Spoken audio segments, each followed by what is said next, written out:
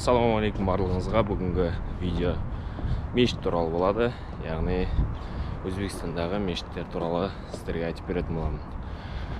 Ташкент қаласында бір мешітке бардым, және Самарқанд қаласында да мешітте болдым.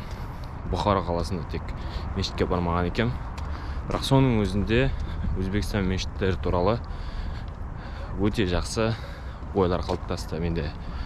Біздің Қазақстанда мешіттердің барлығы шамалы, Өзбекстанда барлығы күшті деп айтпаймын. Барлық жерінде де Аллахтың үйіне жететін жер жоқ. Барлық жерде де Аллахтың үйі ол біздің барлығымыз баратын, барлығымыз дұға тілейтін, намазымызды оқитын жер. Сондықтан еш жерді жамандап немесе жақсылап, мына жер жақсы, мына жер жаман деп айтпаймын.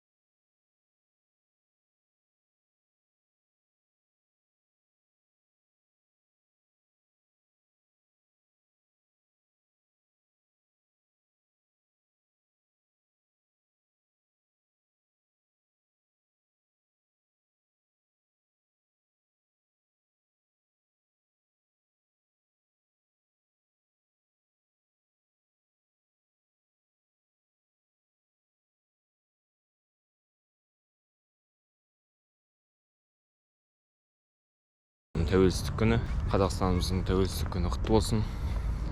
Сонымен тұспа-тұс келген бүгінгі жұма мүбәрәк болсын. Барлығымыздың дұға тілектеріміз қабыл болсын.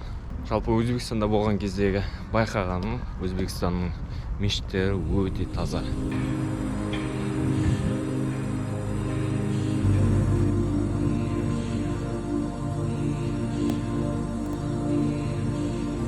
طويل الشوق يبقى في اغترابي فقير في الحياة من الصحاب ومن يأمنك يا دنيا الدواهي تدوسين المصاحب بالتراب وأعجب من مريدك وهو يدري بأنك في الورى أم العجاب ولو және адамдар да сондай ниеттері өте мықты.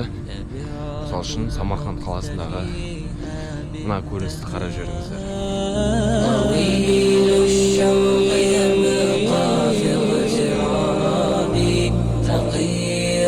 في الحياة من الصحاب ومن يأمنك يا دنيا الدواهي تدوسين المصاحب بالتراب.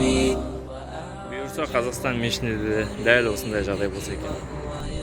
Осыған дейінгі видеоларды барлықты айтқан болатын. Бұл бауыр деген мықты сауап жинап тұр деп.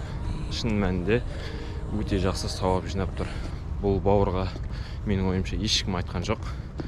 Кел осы жерде месік жағып тұр деп. Ол өзі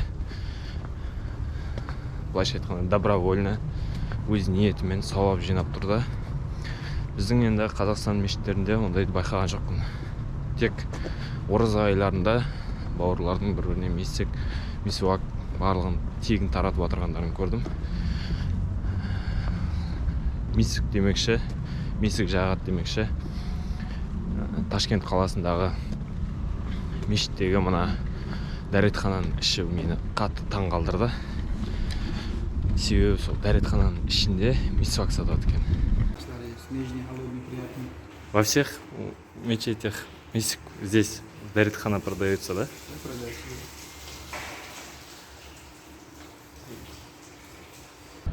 Осы өзбек бауырдың айтуы бойынша барлық мешіттерде, яғни Өзбекстанның барлық мешіттерінде тахаратханада, яғни дәретханада миск сатат деді. Енді барлығына барып көрген жоқпын, бірақ сол бауырдың айтқанына сенсек, бүкіл мешіттердің барлығында миск осылай дәретханада сатылады екен. Іші деген дәретхана сияқты емес, іші деген бір хош иісқа толы, сондай керемет бір бөлме. Дәретхананың ішіне жасау өте мықты деп ойлаймын, себебі сол жерде хош иіс болады, жаман иістер болмайды. Біздің Қазақстанда алдағы уақыттарда мешіт салынған жағдайда дәл солай тақыратхананың ішінде миск сатылатын жер ашылса екен деп үміттенемін және тілеймін. Бұйырса біздің Қазақстанда да солай болады деп ойлаймын. Әзірге Астана мешітінде болдым. Астана мешітінде солай болу керек. Қателеспесем, басқа мешіттерден мен Қазақстаннан көрмедім.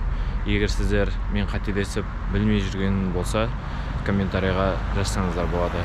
Осы қалада, осы мешітте, осындай мешітте тақыратхананың ішінде, яғни дәретхананың ішінде мисуак сататын жер бар деп жазсаңыздар болады. Машалла, бүгінгі мешітке, как всегда, сіздер деген өте көп келіп жатыр. Біздің Орал қаласында 4 мешіт бар. Базар қасындағы мешіт. Как всегда, осылай машина толып тұрады. Барлық мешіттерде де жағдай осылай деп ойлаймын. Бұл орталық базар қасындағы Қызыл мешіт деп аталады. Осы Қызыл мешітке кіріп бұйырса, қазір жұма намазын оқитын боламын.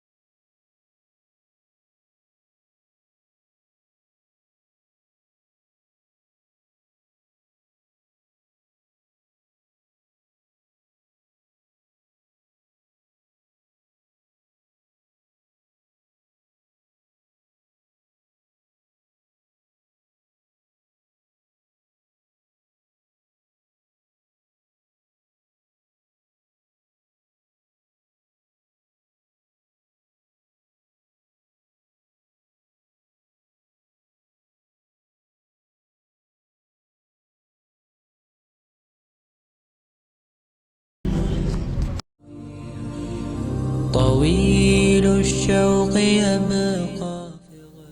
Жұма намазына қатысып болдым. Барлығымыздың ниет дұғаларымыз қабыл болсын. Енді Өзбекстан мешіттері туралы жалғастырамыз. Өзбекстанның ең ескі мешіт туралы айтсам, енді кезекте Өзбекстанның ең жаңа мешіті.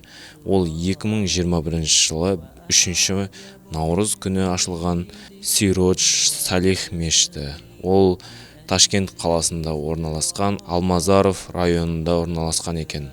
Бұл мешіттің ауданы 2000 квадрат метрге жуық. Сондықтан бұл Өзбекстандағы ең үлкен мешіттердің қатарына енеді.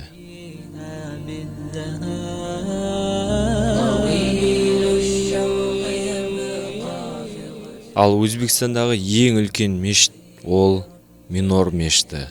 Минор мешіті 1 қазан күні 2014 жылы ашылған екен. Минор мешітінің құрылысы өте мықты.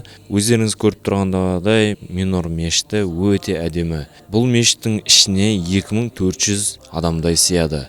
Ал ашық алаңқай жеріне одан да көп адам сияды екен. Сондықтан бұл Минор мешіті Өзбекстандағы ең үлкен көлемі жағынан мешіт болып саналады.